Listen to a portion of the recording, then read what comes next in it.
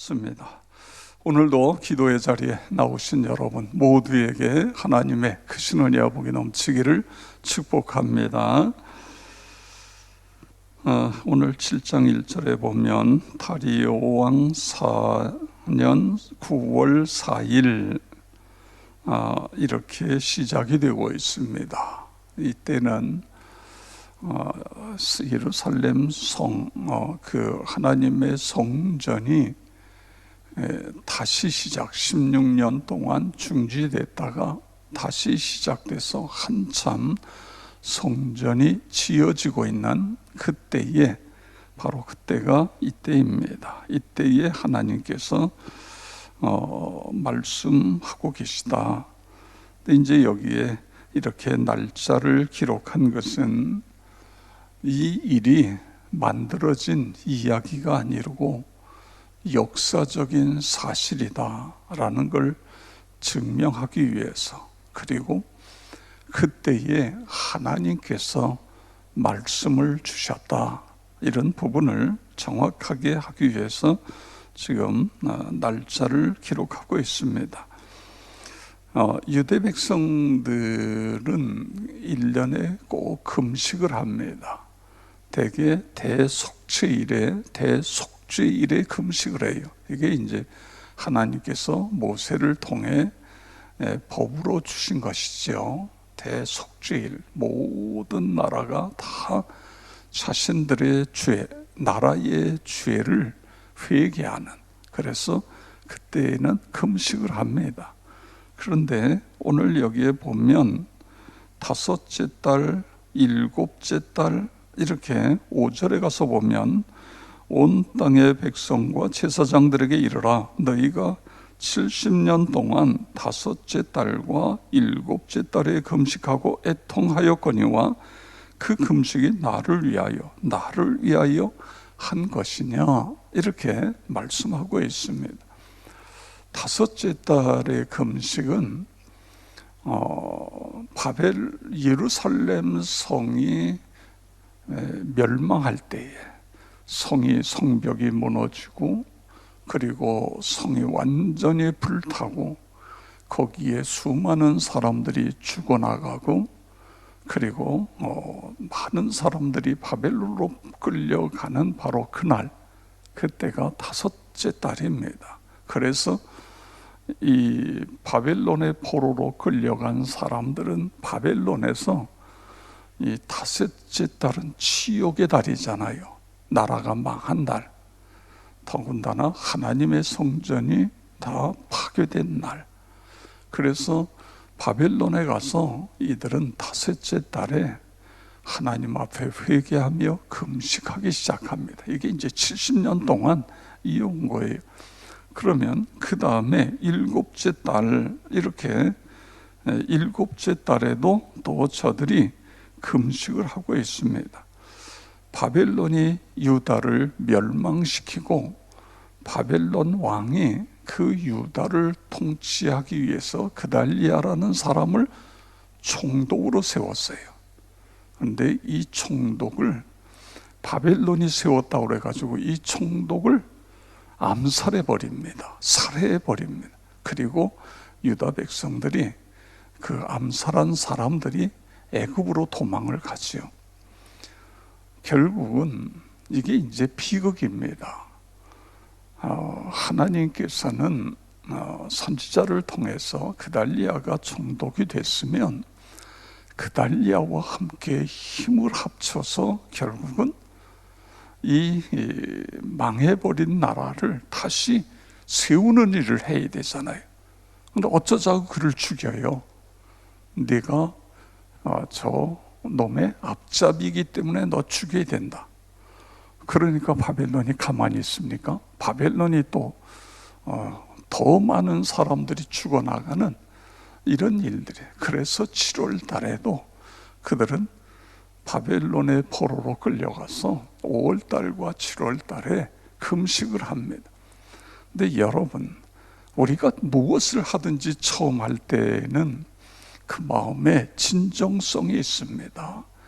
하나님 앞에 회개하며 하나님 앞에 통곡하며 그러면서 금식하면서 하나님, 우리가 제대로 살지 못했습니다.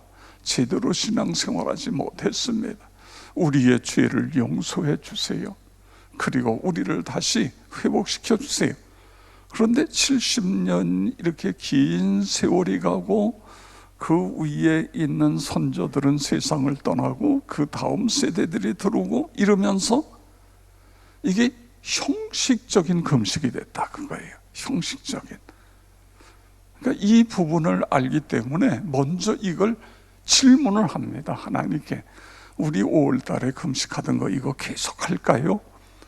그랬더니 하나님께서 그 금식이 누구를 위한 금식이냐, 그거예요. 너를 위한 금식이냐, 나를 위한 금식이냐, 이걸 묻고 있는 것입니다. 여러분, 오늘 이 말씀을 보면서 우리의 신앙생활이 나를 위한 것이냐, 하나님을 위한 것이냐, 이 문제를 가지고 한번 오늘 이 새벽에는 씨름을 해보시기 바랍니다. 물론 우리는 나를 위한 부분들이 없다, 이건 거짓말이에요. 나를 위한 것이죠, 나와 나의 자손들. 그런데 중요한 것은 거기서 머물러서는 안 된다는 것이죠. 우리가 어떻게 구원을 받았어요? 하나님께서 우리를 사랑하셔서 독생자 예수님을 보내셨고, 그 예수님이 모진 고통을 당하시면서 십자가에 죽으신 거예요. 그냥 예수님은 하나님의 아들이기 때문에 고통도 없고 그냥 나 죽었다 그리고 깨어났다, 이게 아닙니다. 인간의 몸을 입고 오셨기 때문에 우리가 당하는 똑같은 고난이에요. 여러분 상상해 보세요. 이 손바닥에다가 못을 박은 게 아닙니다. 손바닥에 받으면요, 십자가에 매달리게 그냥 찢어져서 나가는 거예요. 손목에다가 못을 박는 거예요. 발에다가도 마찬가지입니다. 그렇게 해서 그 십자가 위에서 마지막 숨을 거두시는 그 끔찍한 오죽해야 하나님께서 그 모습을, 예수님의 고통을 보실 수 없어서 흑암으로 가려버리시잖아요. 이런 엄청난 고통. 그래서 우리가 구원을 받은 것입니다. 그렇기 때문에 여러분, 우리가 하나님께 예배를 드리는 이유도, 새벽 기도를 하는 이유도, 11조 예물을 드리는 이유도, 모든 것도 나를 구원하신 하나님의 그 은혜가 감사해서 우리가 이게 먼저가 돼야 돼요. 그 다음에 나를 위해서도 내 자녀를 위해서도 예배와 기도와 헌신과 모든 것이 이루어져야 되는데, 이게 세월을 가다 보면 형식만 남고 그 중요한 핵심, 의미는 사라져버리는, 이렇게 되어진다, 그거예요. 내가 11조를 드리면서 정말 하나님께 감사하며 드리고 있는가? 내가 기도를 하면서 나를 위한 기도인가?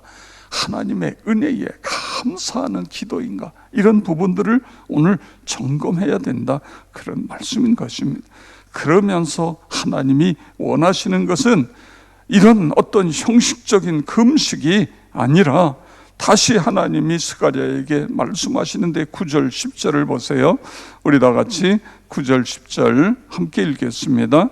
만군의 여호와가 이같이 말하여 이르시기를, 너희는 진실한 재판을 행하며 서로 인애와 긍휼을 베풀며 과부와 고아와 나그네와 궁핍한 자를 압제하지 말며 서로 해하려고 마음에 도모하지 말라 하였으나, 하나님의 마음은 모든 하나님을 믿는 사람들이 하나님의 마음을 갖는 거예요. 이게 하나님의 마음.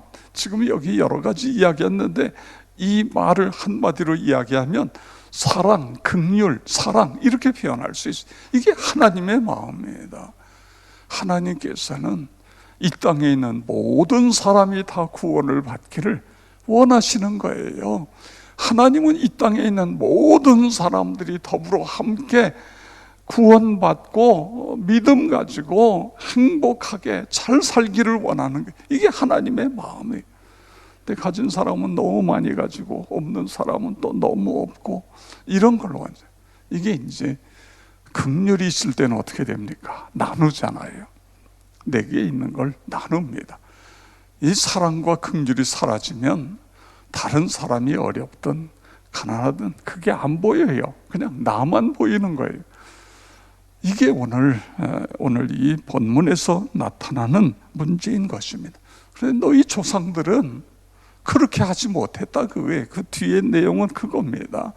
그런데 나는 이걸 원한다. 이걸 원한다. 그렇습니다. 하나님, 십자가의 보혈을 그리고 예수의 부활의 이 복음의 은혜 속에 살아가게 하시고 모든 것의 동기가 여기가 되게 내가 예배를 드리는 것도 물질을 드리는 것도 또 내가 봉사를 하는 것도 새벽 기도 나오는 것도 하나님의 은혜가 너무너무 귀해서 나오는 이것이 첫째가 되게 주시옵소서. 기도하시고 그리고 하나님의 마음이 나의 마음이 되게 해주세요. 기도하심으로 오늘도 주 안에서 승리하시는 나와 여러분 모두가 되어지기를 축복합니다. 아버지 하나님, 하나님의 은혜에 감사합니다. 아버지 감사합니다. 귀한 예물 드린 사랑하는 종과 가정과 자녀손들, 특별히 우리 권사님 건강을 하나님께서 지키시고 인도하여 주시옵소서.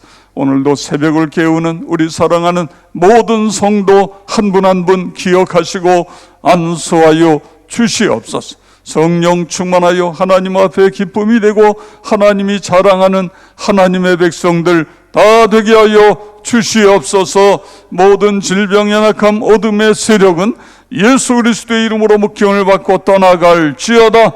새벽에 기도하다가 문제 해결받고 사업이 불같이 일어나고 취업의 문이 열려지고 자녀들의 앞길이 활짝 열리는 은혜를 경험하게 하여 주시옵소서. 이 새벽재단이 기적의 장소, 응답의 장소가 되게 하여 줄 것을 믿습니다. 부흥의 근원지, 행복발전소가 되게 하여 주시옵소서.